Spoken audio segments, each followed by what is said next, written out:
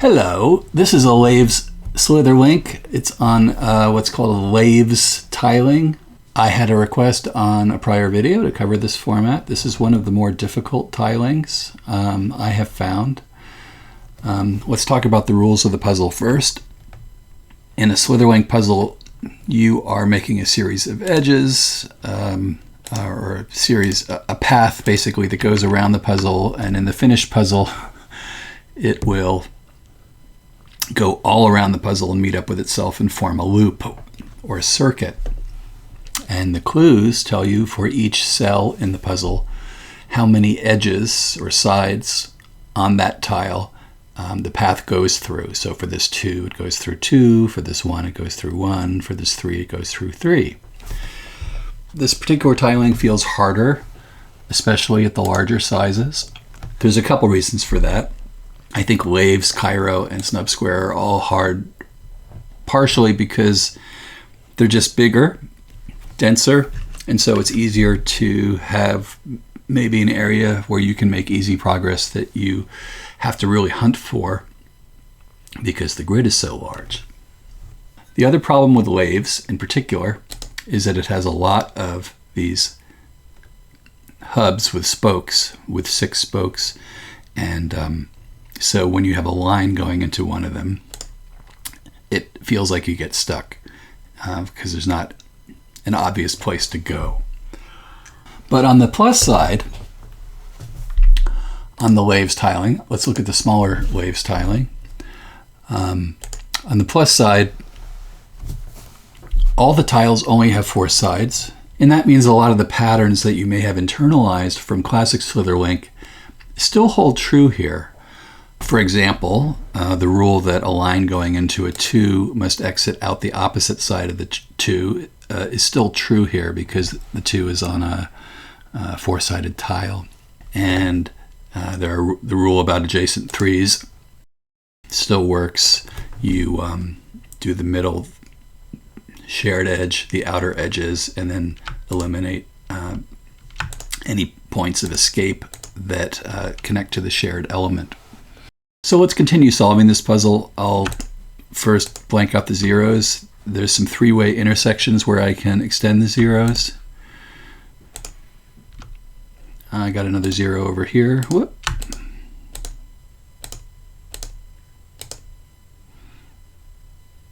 All right. That's it for the zeros.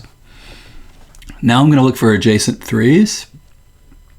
I've got a pair here that share a common point. That means we can set the outer edges. I discussed why in a prior video. And we can clear out the escape points that touch the shared element. Same situation here. Clear out the escape points.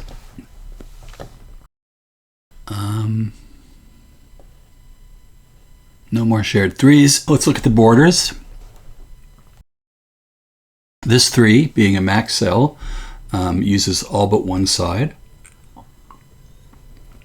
Since we have to use both or none of the border edges, we must use both of them, because if I were to use none, I wouldn't be able to finish it.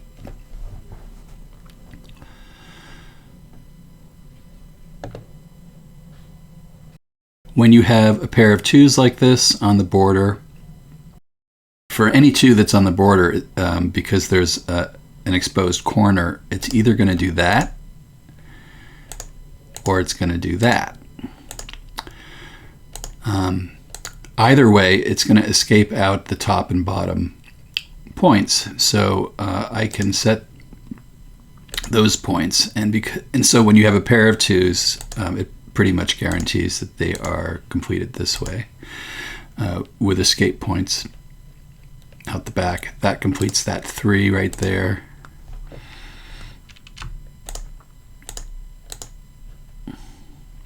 This path is now forced.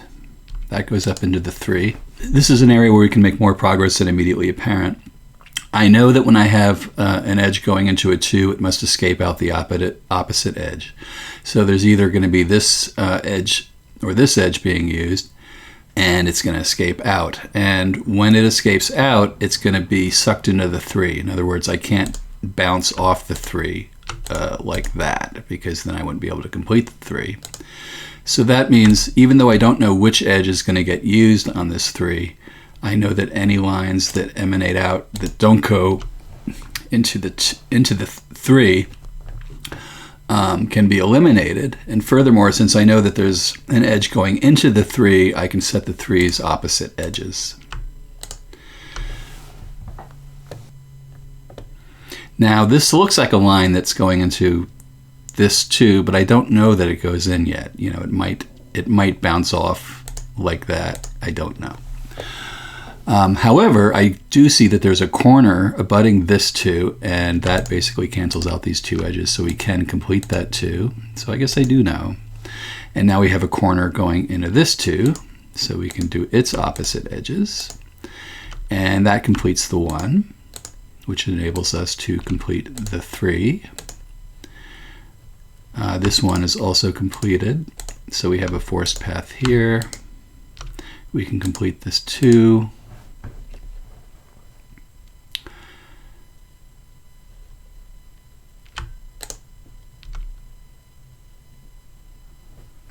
This path is forced. Now the 2 can be finished. Whoop. There we go. That forces this path here. Now the 3 can be finished.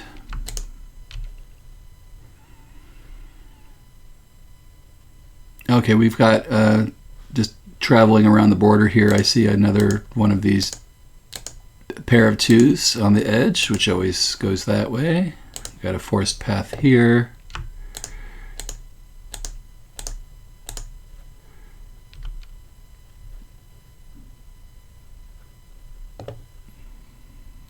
This 1 is complete.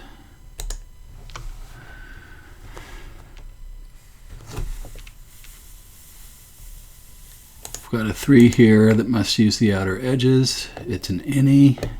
I've got a 2 here that already has 2 edges eliminated. That enables us to complete the 3. We can now complete this 2 as both of these edges are unusable.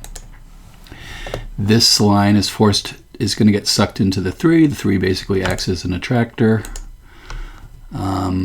And we can eliminate the other edges there. Now we have an unusable edge on this one because of the 3 canceled edges.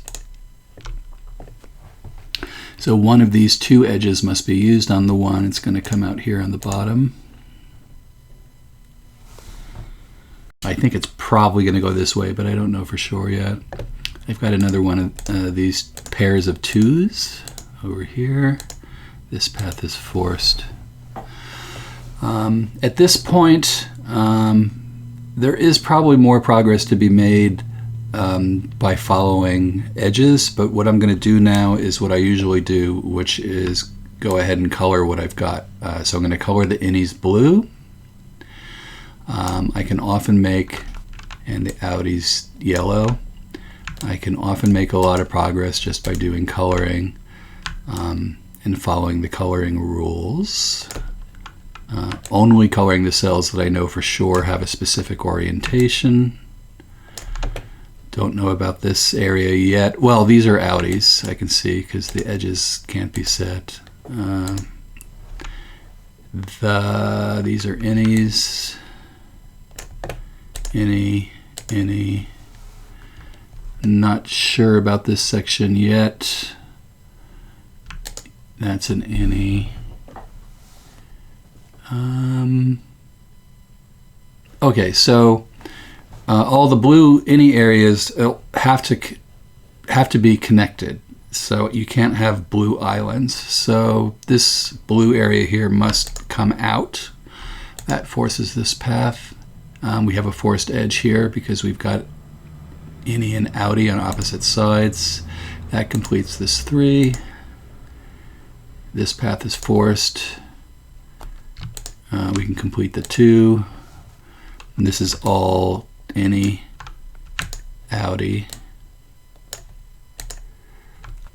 This 3's already has 2 yellow neighbors, so it needs to get 2 blue neighbors. Those are the edges on the 3.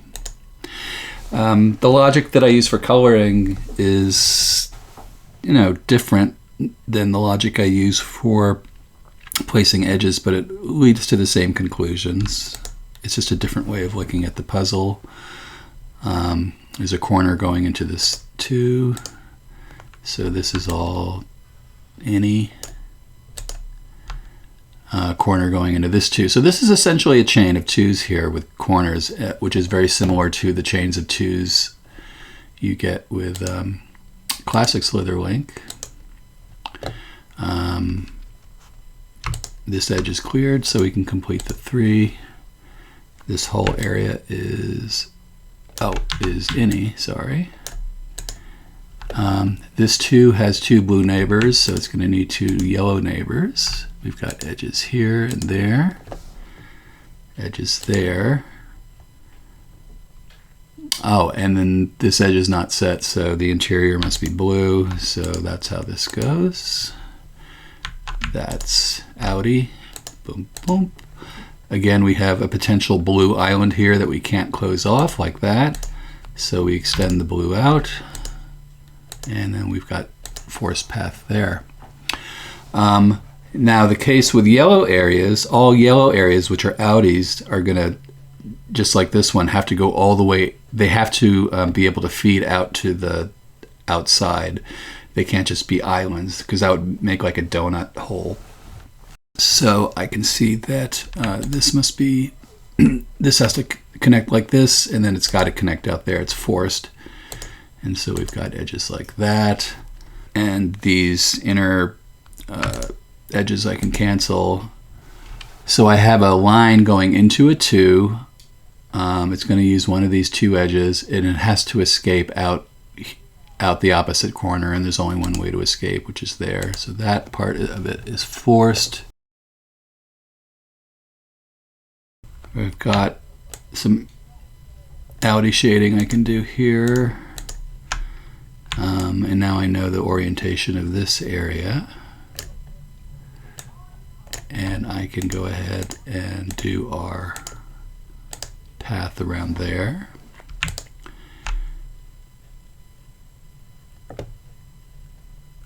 We can complete this too.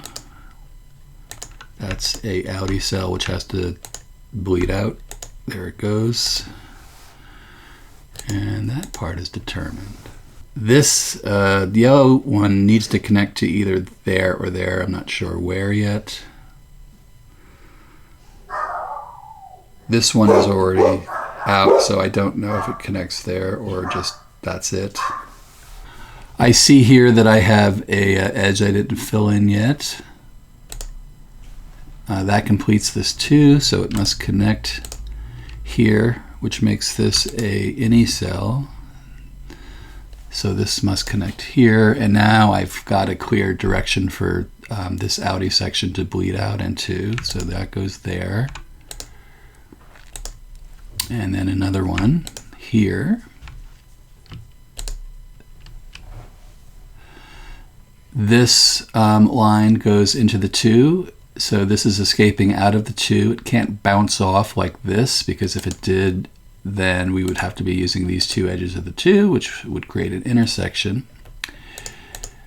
So I know that this side can't be used, so that allows us to complete that 3. And then the path is forced here.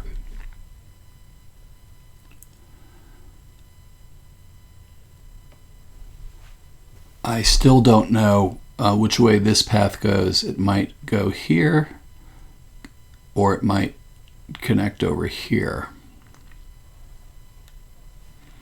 And because of that, I don't know what the coloring is yet in this section. However, I've got a corner going into this one here, which prevents me from using either of its 2 sides that the corner touches. So that means that one of these 2 sides must be used. I don't know which one yet, but it's going to escape out here.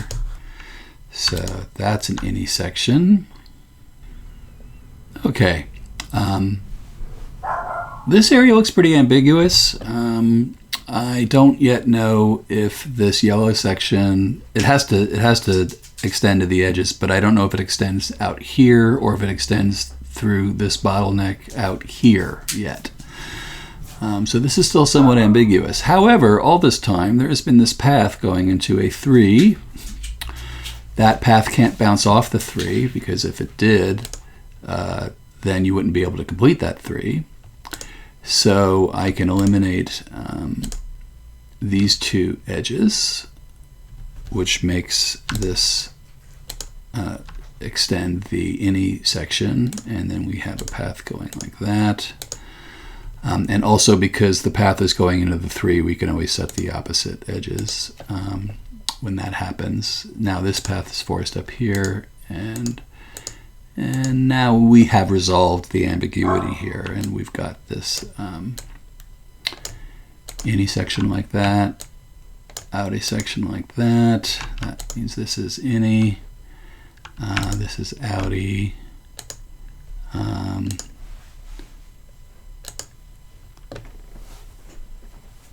And that means that this yellow section must eventually come out here, like so, which forces the paths like this. And now we've got 2 edges on this 3 we can't use. This is essentially a corner abutting this 2. It's a straight corner. And so it's going to be forced to use the outer edges. And so the puzzle is basically complete now. If I just color it correctly, I think it'll be done. There we go. I'm going to do one more of these. Okay, so here we are at puzzle volume 1, book 1, number 32, Laves Slitherlink small. You may be wanting me to do these larger Slitherlinks, but the reason I'm not is because I want it to be large enough so that you can see what I'm doing. So, are there any zeros on this puzzle? No. Are there any adjacent 3s? Yes, there's 2 3s that share a point. We can set the outer edges and eliminate the escape routes that use the shared element. Same thing with these 2 3s. These 2 3s share a point. Set the outer edges. These 2 3s share a point. Eliminate the escape routes. Set the outer edges. 3 on the edge there. That's it for the 3s. Now I'm just going to go around the outer edge and look for things I can do. So this 2, I don't know how it's going to be filled in, but I know that it's got to use these 2 escape routes there. Same with this 2.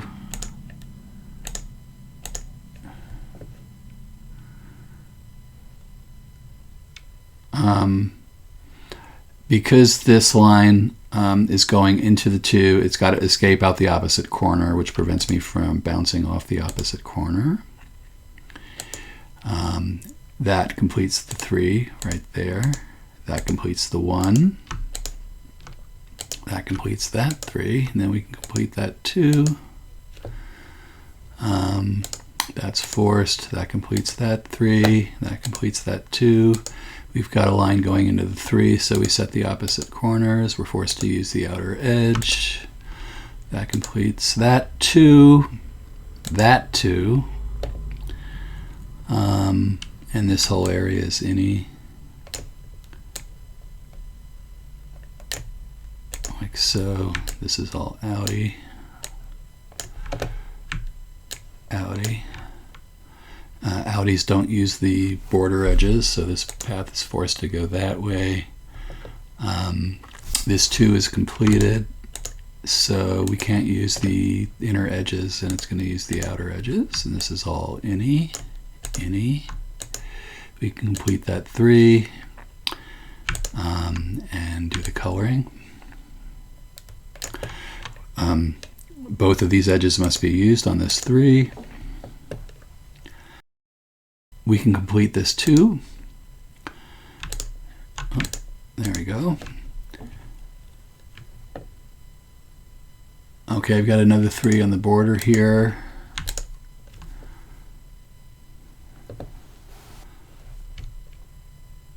Okay, so I have a line going into a 2 here. It's forced to go into the 2, which means this is an escape line from the 2 and it can't bounce off. This 2 has 2 sides eliminated.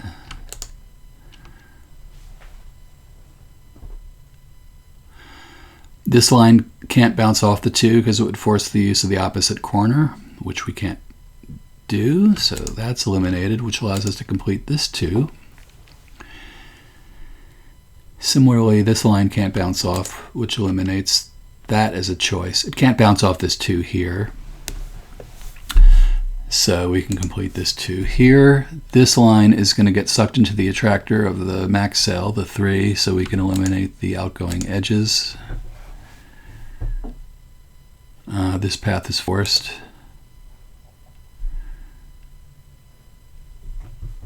I don't know the polarity of the inny-outiness of these cells yet. I do know for that one. Oh, and so this is an outie. This edge is an outie. So these 2 neighbors must be innies, which forces the path this way. Because the path is coming in here, this one can't bounce off, but we already know that.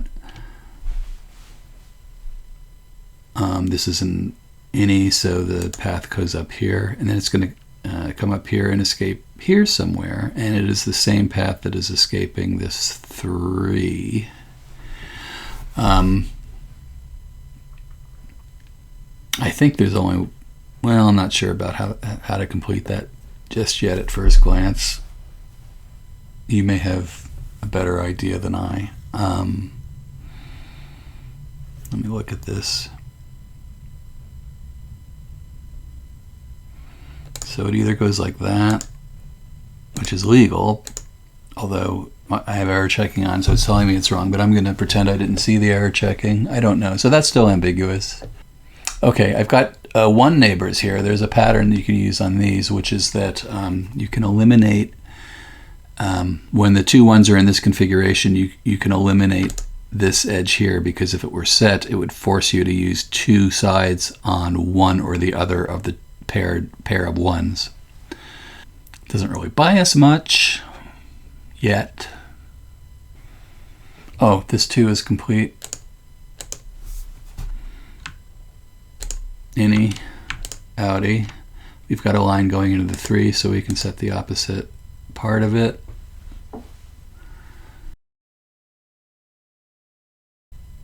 I'm going to go ahead and just do some coloring where I know it occurs.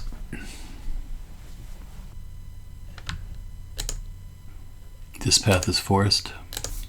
That completes the 3.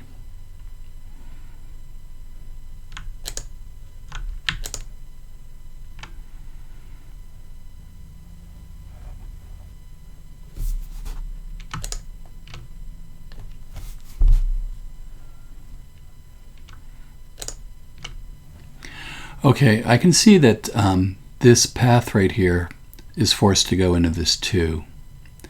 If it didn't go into the 2, then you'd have the opposite corner of the 2 in use, and then this would be stuck because the only place it can go, it's no longer a 2. So I know that this path goes into the 2, can't bounce off. That completes the 3. That forces this path. Now we can do a little more coloring.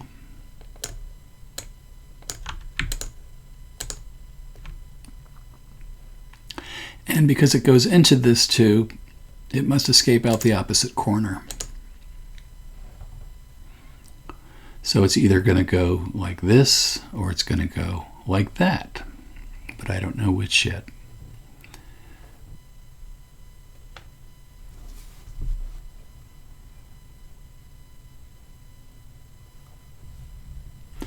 Okay, this is pretty subtle. This 2 has an open corner, and whenever you have an exposed corner, it forces one of 2 paths for the 2. Either it's going to go like that, or it's going to go like that. Either way, a path must escape out that vertex, and another path must escape out that vertex. The path that escapes out of this vertex of this 2 must set one of these edges on this 1, which means we can clear the opposite edges on the 1.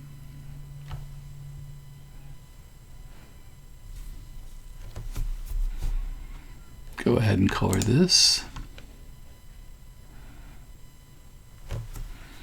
Go ahead and color this.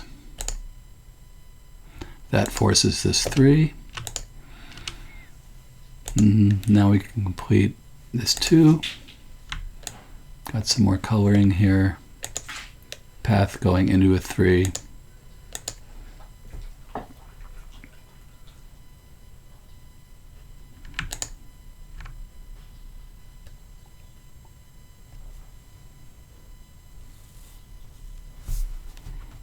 Go ahead and set the coloring there. Forced edge there.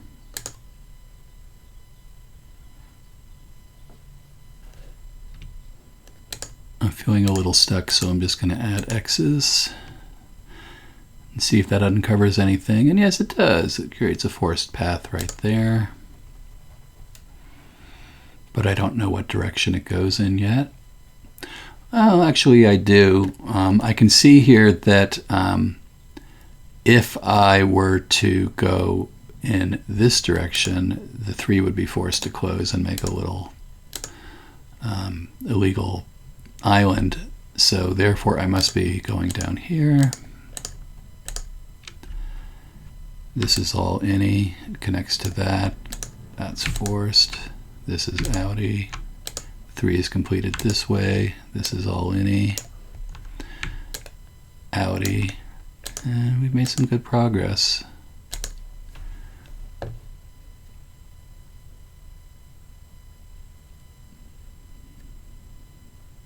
This 3 can be completed.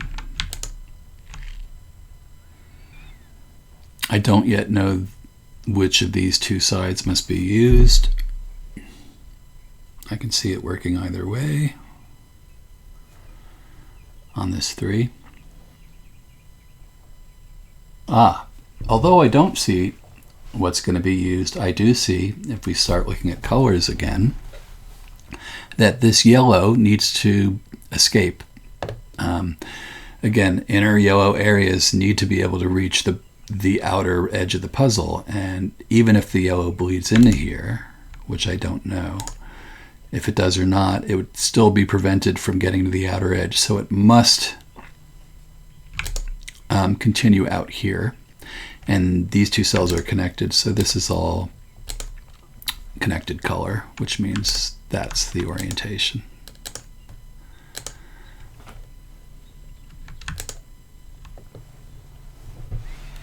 Got a forced path here. This line is going into this 2. It must escape out into this 1 using one of these 2 edges, so this edge can be canceled. One of these 2 edges on this 2 is going to be used, and then the sole remaining edge must be used. That path is forced, which completes the 1. Now we can't use this vertex. So this 1 is completed like so. Still don't know the orientation here. I can see that this 1 must bounce off this 2 here. I'm just looking at the alternatives. If it goes in here, it creates a dead end on the opposite side of the 2. And if it goes in here, it creates a dead end on the opposite side of the 2. Therefore, it must bounce off. And because it bounces off, I don't know what direction it bounces off, but neither of these 2 edges can be used, which completes the 2. And now we can complete this 2. That forces this path here. This path is now forced. This path is now forced.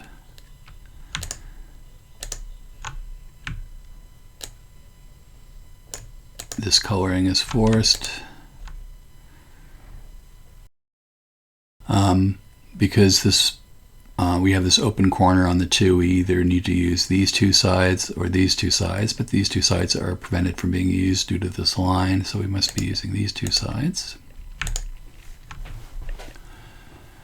We've got the line going into the 3, so the opposite edges of the 3 must be used, which means we have this situation. This line goes into this 3, escapes out the opposite end. Not sure about this line. It might bounce off the 2 here. I know that this blue area has to connect to the rest of the puzzle somehow. It might connect down here. It might connect to this bit. What I can see is that we have a bottleneck. This entire blue area is all self-contained except for this little bit here, and it's got to connect to the rest of the puzzle. So that forces blue here. Then we've got another bottleneck there that's forced. Then I don't know where it goes. So we've got some forced edges here. I've got a line going into a 2. It's got to escape out the opposite end of the 2. If that line escapes into this 2, so we've got a line here going into the 2, it's got to escape out. If it escapes into this 2, it has to escape out the opposite end of the 2, but that 2 has no place to escape. Therefore, it cannot escape into this 2, and we can eliminate those 2 sides. So I can't have a line going in here and going into there. So that completes this 2. Now the 1 is complete. We can do our coloring. That was a little subtle, I admit. That's forced. That 2 is finished. That's finished. Again, this large blue area has to connect to the rest of the puzzle. It might bleed into here, but it's still not connected. It needs to come out here. So this is forced to be blue. And then one or the other of these is going to be blue. Actually, if this were blue, it would still need to connect out into here and touch this stuff. So this is also a potential blue area that is self-contained. I don't know how it's finally completed over here, but it's got to come into here so that it can touch the rest of the puzzle. So that gives us this situation. I've got a line going into this 2 that can't, that doesn't bounce off of it, so it's got to come out the opposite side. Then this blue area has to come into there. That completes the 2. This path is forced.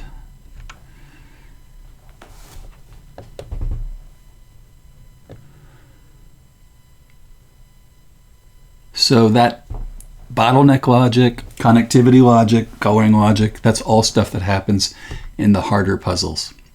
And so it's very important that you make use of the coloring tools, because if you're not using them, you're missing out on a lot. If you're only looking at edges and pathing logic, you're missing out. I can see here that this path must go in on both sides of the 2. If I were to just close it off like this, I would not be able to complete the 2 because this would all be inaccessible. So it's got to go in like that. And the coloring works like that.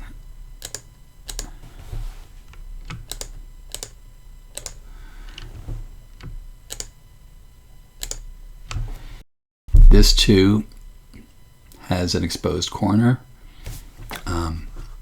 which means paths have to come out on the opposite sides of the corner, like so.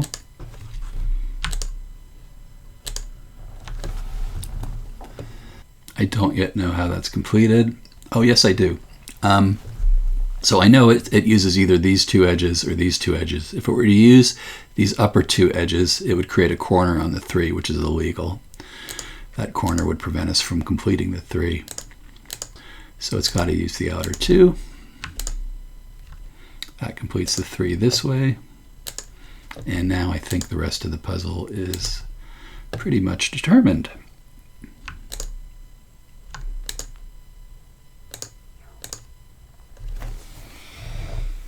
All right. So that's Laves Slitherlink. If you want to see some others, maybe Cairo, Snub Square, let me know. See you next time.